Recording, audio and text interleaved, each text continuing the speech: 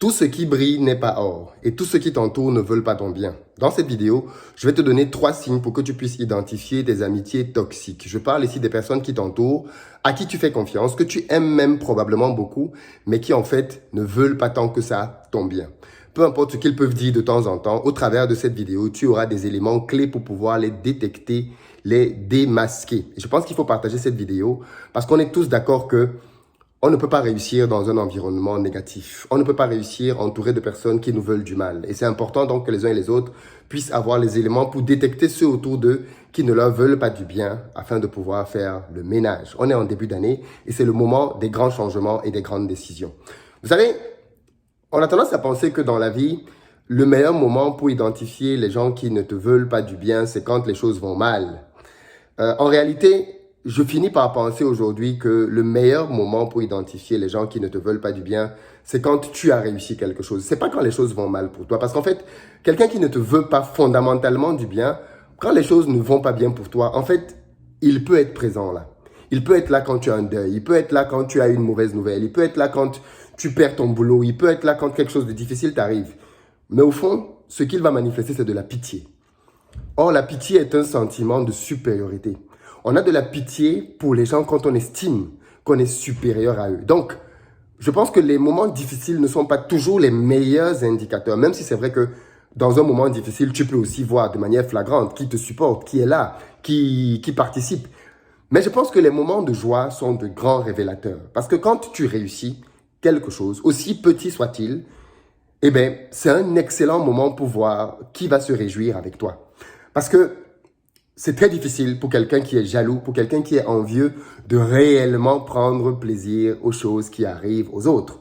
Donc, dans cette vidéo, je vais partager avec toi 3 simples techniques qui vont te permettre d'identifier très rapidement les gens qui sont peut-être autour de toi, mais en fait, qui ne te veulent pas tant que ça du bien. Premier signe qui va caractériser ces personnes-là, c'est le fait que quand tu as une bonne nouvelle dans ta vie, ce sont des gens qui ont tendance à être négatif par rapport à la bonne nouvelle. Qu'est-ce que je veux dire par là?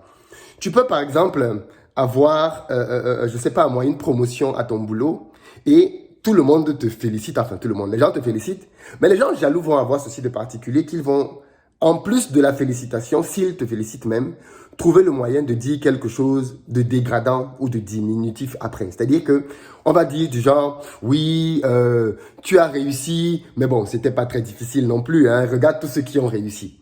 C'est-à-dire que quelqu'un de jaloux va toujours avoir tendance à diminuer l'impact de ce que tu as fait. Et pourtant, parfois même lui-même, il n'a pas fait ça.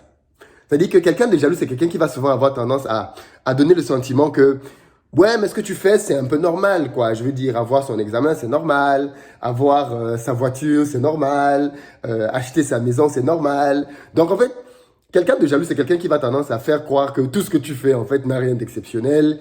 Et tout le monde fait ça. Donc, fondamentalement, ça, c'est un critère de jalousie. Si tu as autour de toi des gens qui ont tendance à diminuer tes accomplissements, même si c'est un parent peut être bien jaloux de son enfant. Je dis bien jaloux de son enfant.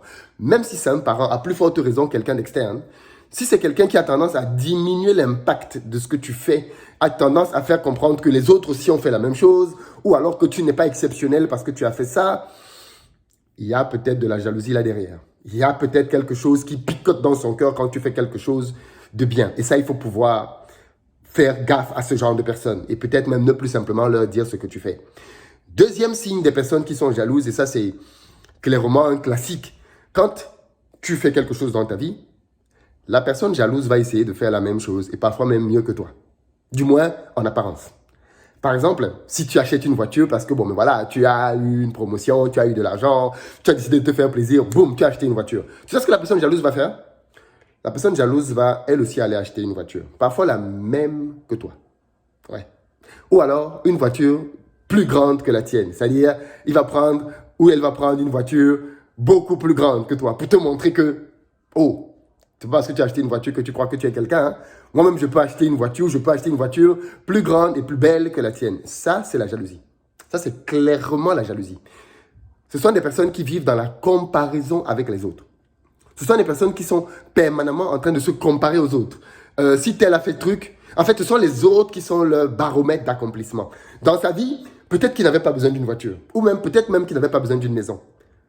Mais le jour où il va voir que tu as acheté une maison, ce jour-là, les envies d'avoir une maison vont devenir fréquentes dans sa vie. Et il va même aller, parfois jusqu'à s'endetter pour acheter une voiture, comme toi, ou plus que toi. Même s'il ne te le dit pas, parce qu'il veut aussi que tu sentes que, bon, il est quelqu'un, quoi. Elle est quelqu'un. Tu n'es pas la seule personne qui brille, quand même. Tout le monde peut faire ce que tu as fait. Et donc, tu vois, ça, c'est des traits de jalousie. Clair. C'est-à-dire, les gens qui vont avoir tendance à vouloir faire des choses parce que d'autres les ont faites. Vous allez même avoir des gens comme ça dans les relations. Tu es avec une fille, une copine, elle ne te disait rien. Le jour que quelqu'un autour d'elle se marie, elle commence à te mettre la pression pour se marier. Oui, il faut que tu m'épouses aussi. Ou alors, quand on offre quelque chose à une de ses copines, elle commence à te mettre la pression pour que tu lui offres la même chose. Oh, tu as vu, le mari de tel lui a offert tel, le copain de tel lui a offert telle chose. Ou alors, la femme de tel a fait ça pour son mari, la femme de tel autre a fait ça pour son mari. Si tu fais ça, mon ami, tu es dans la jalousie pure et simple.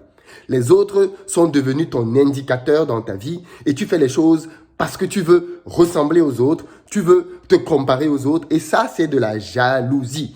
Et je sais que ça, beaucoup de gens font ça. Beaucoup de gens font ça. Mais c'est de la jalousie pure et simple. Tu ne vis plus ta vie pour toi-même. Tu commences à la vivre en comparaison aux autres. Et en fait, les autres sont devenus ton baromètre de réussite ou d'excellence. Tu ne te réjouis plus des choses que tu as. Tu estimes que c'est ce que les autres ont qui est meilleur. Ça, peut-être que quand je dis ça, tu te retrouves peut-être, n'est-ce pas? Tu as le sentiment que, voilà, tu as peut-être déjà vu des gens autour de toi qui font ça. Le dernier critère, le troisième que je vais te donner ici pour pouvoir identifier autour de toi les personnes qui ne te veulent pas du bien, les personnes qui sont jalouses. D'ailleurs, si tu es nouveau et que tu ne l'as pas encore fait, abonne-toi. Beaucoup de personnes se sont plaintes en me disant qu'elles ont été désabonnées de la chaîne. Donc, si vous ne recevez pas les notifications de toutes les vidéos comme celle-ci, ça veut dire que soit vous vous êtes désabonné ou alors vous avez enlevé les notifications de manière malencontreuse, soit c'est YouTube qui l'a fait. Parce que malheureusement, parfois, l'algorithme fait des choses bizarres. Donc, désabonnez-vous et réabonnez-vous et recherchez les notifications et prenez toutes les notifications. Et là, vous allez recevoir tout ce qu'on va sortir comme contenu. Et croyez-moi, pour 2022, on a énormément de choses énormes qui vont arriver. Donc, si vous n'êtes pas abonné, vous allez perdre énormément des choses. La troisième caractéristique donc des personnes qui sont jalouses, c'est que ce sont des personnes en réalité qui ne te supportent pas. C'est-à-dire que, vous avez remarqué, mais il y a des gens qui aiment bien marcher avec les autres parce qu'ils ont le sentiment qu'ils sont plus intelligents ou elles sont plus belles que tous les gens avec qui ils marchent. Vous avez remarqué ça peut-être, c'est-à-dire que vous allez voir des gens qui marchent en groupe et eux, dans leur groupe, il faut qu'elle soit toujours la personne la plus top. Soit à cause de leurs revenus, soit à cause de leur beauté physique, soit à cause de... Il y a des gens comme ça, c'est-à-dire qu'ils ont l'obsession de marcher avec les gens qu'ils vont pouvoir dominer, du moins des gens avec qui de qui ils se sentent supérieurs. Donc, il est hors de question que quelqu'un dans ce groupe fasse des choses qu'elle n'a pas faites. Ce qui serait très bizarre. Et donc, du coup, vous allez voir que ces personnes-là ont tendance, quand vous faites quelque chose qui est bien, à ne pas vous supporter. Ce sont des personnes qui vont faire des choses qui vont avoir pour but, malheureusement, de vous offenser, de vous faire du mal. Vous allez vous demander, mais comment est-ce qu'un ami peut dire ce genre de choses? Comment est-ce qu'un ami peut faire ce genre de choses? Ce sont des gens qui sont spécialistes pour parler de vous dans votre dos. C'est-à-dire que ce sont des gens qui ne vous disent rien en face, et c'est peut-être même les plus dangereux, des faux amis. Ce sont des gens qui ne vous disent rien en face, mais qui vont dire des choses derrière votre dos. Parfois même, vous allez apprendre que tel a dit ça de vous, vous dites non, c'est impossible. Comment? Non, tout le monde sauf elle. Eh bien si, c'est la personne qui va prendre votre nom pour aller déformer ce que vous lui avez dit, amplifier négativement et vous faire paraître pour quelqu'un de pas bien auprès des autres. Mais quand elle est avec vous, elle vous sourit, elle rigole avec vous, ha ha ha ha. Mais dans votre dos, si vous entendez ce qu'elle dit de vous, vous allez prendre peur. Vous allez prendre peur parce que vous allez dire, mais comment quelqu'un avec qui je partage telle chose, quelqu'un à qui je dis telle chose, peut penser ça ou dire ça de moi? C'est extrêmement choquant. Et pourtant, c'est là une des caractéristiques les plus profondes des personnes qui sont jalouses de vous. Et croyez-moi, les personnes jalouses, il y en a autour de nous beaucoup plus qu'on ne pense. Et comme j'ai dit, ça vient de partout. De la famille, un frère peut être jaloux de sa sœur, une sœur peut être jalouse de son frère. Des parents, un parent peut être jaloux de ses enfants parce que ses enfants font des choses que lui, il n'a pas faites. Ou même simplement des amis, des collègues. Ça peut venir à tous les niveaux. Qu'est-ce qu'il faut donc faire avec ces personnes? Ça dépend de vous. Vous avez plusieurs alternatives. L'une d'entre elles consistera à simplement prendre vos distances. Moi, Ce que je vous conseille, c'est de faire le tri. C'est-à-dire, vous ne pouvez pas ne plus parler à quelqu'un qui est dans votre bureau, un collègue. Non, clairement. Mais faites le choix de ce que vous dites aux gens. Faites désormais le choix de ce que vous dites aux gens. Soyez stratège. Ne soyez plus en mode « je partage tout ce qui m'arrive de bien ». Parce que ce qui vous arrive de bien ne fait pas plaisir à tout le monde. Vous avez des gens, par exemple, qui ont du mal à avoir des enfants et qui sont très mal à l'aise avec le fait que d'autres ont des enfants, comme si ce sont les autres qui ont fait qu'elles n'ont pas d'enfants. Je veux dire, le fait que quelqu'un n'ait pas d'enfant, quelqu'un d'autre ne peut pas être à l'origine de ça. Mais vous allez voir des gens qui, quand vous avez des enfants, ne se réjouissent pas avec vous parce que vous avez eu un enfant. Alors que vous avez d'autres personnes qui n'ont pas d'enfants ou qui essaient d'avoir des enfants et qui sont très contents du bonheur des autres. Et fondamentalement, ça va être ça le test. Annoncez les bonnes nouvelles aux gens et regardez-les dans les yeux. Regardez comment ils réagissent.